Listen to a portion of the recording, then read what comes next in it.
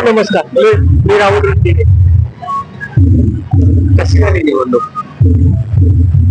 निवडणूक ऑलरेडी एकतर्फीच होती आणि एकतर्फीच होणार होती, परंतु निवडणूक लागली आणि तो रिझल्ट ठरलेला होता त्याप्रमाणे रिझल्ट आला.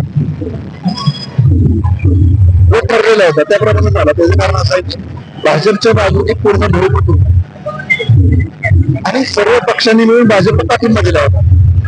त्यामुळं काय लागणार निकाल हे अगोदरच सगळ्यांना माहित होतं. त्या प्रमाणात निकाल लागला. अपेक्षित होता तो निकाल लागला. या निवडणुकीमध्ये विरोधकाला सुद्धा 100हून जास्त मतदार मिळाले.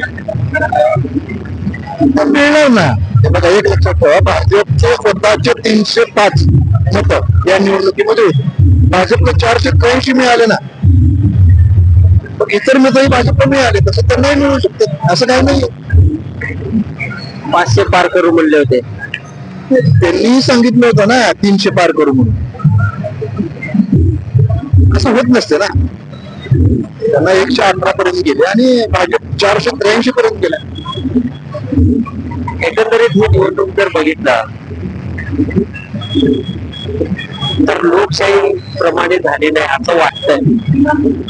लोकशाही प्रमाणात जर झाली नसती तरी निवडणूक लागलीच नसती ना.